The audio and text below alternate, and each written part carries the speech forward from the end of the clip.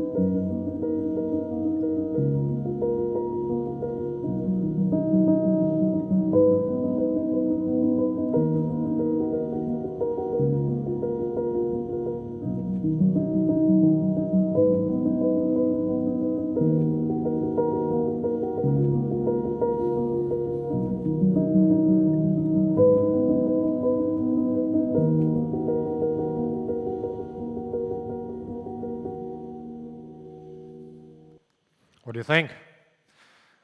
Impressive, eh? But let's take a little bit back to the history, where it all started. Actually, it all started 40,000 years ago, back what we know as called cave paintings or parietal art. The funny part is that actually 84% of entire marketing nowadays is actually channeled by visual communication.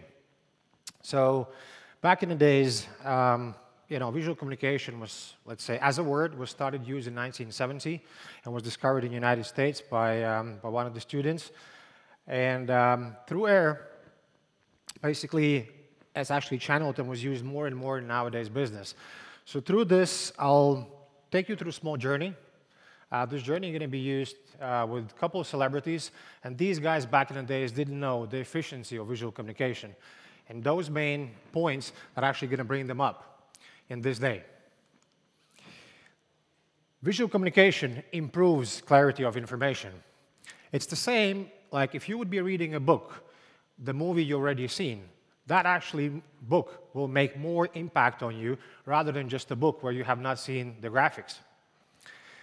And the same is actually with the product. It's the same way. When we see things in front of us, we actually fall more with that product because we see the graphics behind it. It is easier to process visual signal rather than telling somebody a huge paragraph of words or assumption of words.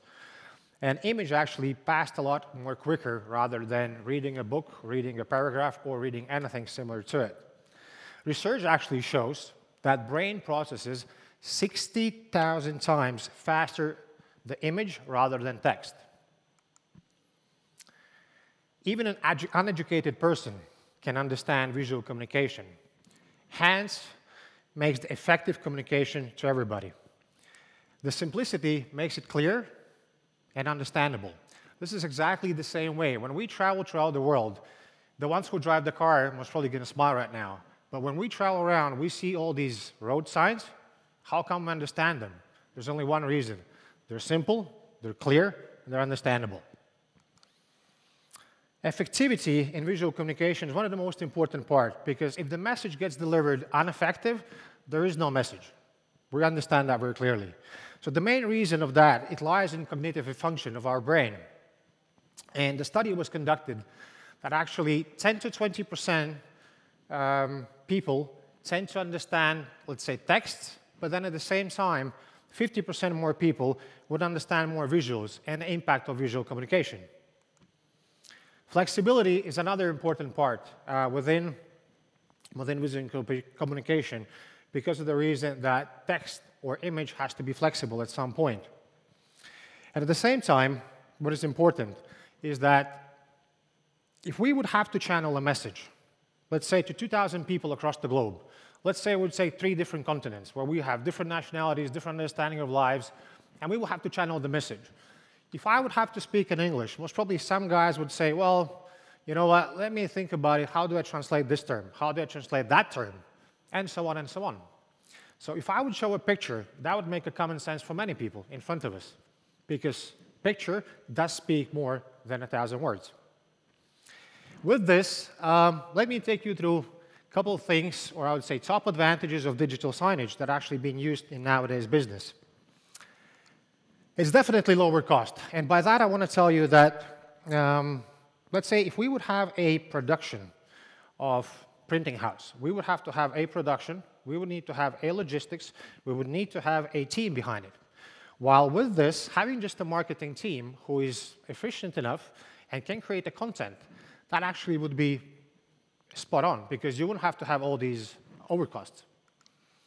Immediate adjustment is another big point for one reason. How many have you worked in a huge, let's say, corporate world, and then you have to type some text, you have to translate some text, you have to pass it over, and then guys comes back to you after a week, but there's a mistake. Yeah, but we already printed it. So, and that's actually another huge, huge impact. So immediate adjustment when it comes to digital signage is actually a huge, huge pro-con on this. Real-time implementation. I think on this one, there's not much of a comment apart from that you can implement things within it. So if we would have to implement, let's say if you want to change something in this spot, you can do that. Another part what is important is that imagine during the pandemic, during COVID times, how often did information change? Let's say you entered the airport.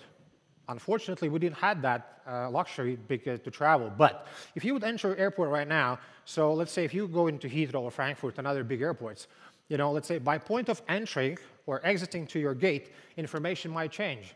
And this is another benefit you can use, because the information can be implemented as we speak in real time, within a split second. Flexibility. I mean, the content you can channel on displays nowadays, it's amazing. You can start with video, it can be static picture, it can be GIF, it can be actually anything. Rather than on print, it's going to be just a static picture. And multiple locations. Back in the days when I was a kid, I used to sell newspapers, right? I was running around the street on the crossbows, selling one to another to third. And at the same time, nowadays you see these you call the static pictures or static advertisements, and then you have these guys, running from one side to another, putting a poster, then they run to another stage, they put a poster. So imagine all that hustle. With digital signage, what you can do is actually you can hit multiple locations within a split second. It's all prep. It's one man's job. That's all it is. Moving forward, gentlemen and ladies, Curious is the platform that actually does provide various analysis on economics, businesses, policy, and technologies. So they've done a study this year in February 2022, and these are the findings they came up with, actually the impact of digital signage.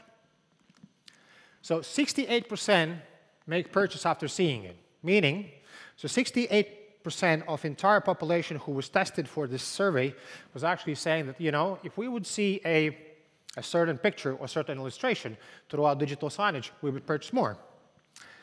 76% are actually visiting more the shops that actually are having digital signages. Increased satisfaction by customers by 46%. I mean, how many of you are in the business? I mean, if you would say, I just delivered the budget to my CEO or CFO and say, guys, well, we have increased guest satisfaction. How important is that? That reflects in business. Increase in average purchase by 29%. So let's take, I don't know, another big brand. I'm not going to name it for certain reasons, but let's say if your company produces a 10 billion business. So multiply that by annual increase by 29.5%. I think you get promotion down there as we speak. And 80% of business records substantial increase in sales. I think they are significant numbers. The ones who are into this topic and would like to see more, I can later on send you all the links. That's not an issue at all. But moving forward, the principles of smart signage. So what do we know about smart signage? All right, there's one part, which is a huge part. Let's say this screen is an LCD screen. And the way how that actually functions, I'm not going to go through all these layers because we're going to be here until 12 o'clock in the evening. We don't have that, I know that. But the basic line of all this, how LCD monitor works, is that those TVs that you have at home is basically you have a light background, which actually sends through a razor light through various panels, and then it reaches the one main panel, which is actually the, sorry, gents, reaches the main panel. There's actually a liquid crystal. Jordan was mentioning the K15. Exactly, that's what it is. And that's actually panel consists of pixels. And every pixel has subpixel. And every subpixel consists of 3 colors. It's the red, the green, and the blue. And through that panel, basically, this is how you channel 17 million of colors. So whenever you go back home, think, that screen which you watch at home, that's 17 million of colors. How do we get that? This is exactly the right path. So that would be the LCD monitors and signage principles. Moving forward to LED. So what you see right now here, this is an LED. The difference is it does not have so many path layers. What it does have 8 pixels. And every pixel has a subpixel, etc. So basically, every pixel has 3 colors, and through that, the information gets channeled to you. The difference between both of them, an LCD monitor will have a 50,000 hours life cycle, and then the LED will have a 100,000 hours life cycle. Why did it say 11.4 and 5.7 years? Well, it depends how much you basically view it or how much is being turned on. Moving forward, to basically communicate through all this and channel information, we at Samsung, we have a Magic Info 9 software. I'll be taking that through a bit later. Going back to pixel pitches. So what's the difference between pixel pitch and where do we stand right now, or where does actually reality brings us? So you've seen a lot of screens around, let's say, outside in the city, in your cities or in Riga. So the usual, I would say, the usual practice in Riga would be 6 millimeter pixel pitch to 16 millimeter pixel pitch. Where's the difference? The difference is that the narrower the pixel, the closer you can get to see the picture.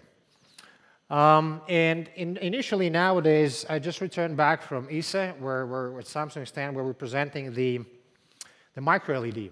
And micro LED is actually right now at 0.63 millimeter pixel pitch. That's like, I don't know if you can even measure that. But the bottom line behind it is that it actually tells you how narrow or how close you can be to the screen to be able to see at ultra high definition pictures. So in industry, what we practice, we usually say if it's 0.63, well, give another multiply by 2, you'll be good. So that's where basically the difference is between LED pixel. The product families, how do we segregate them in general? So in product families, we have LCD signage, and they divided in indoor, outdoor, and interactive. Same replicates to LED signage. It's indoor, outdoor, and rental. And to combine it all and to manage the content on all these signages and digital signages, we are using Magic Info.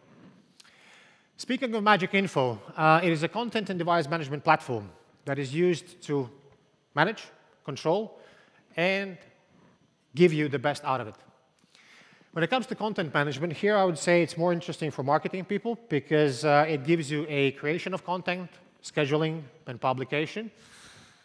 Device management, what is interesting here, you can actually monitor and send signals to your displays and actually telling them when and how to send a certain content that marketing has been created.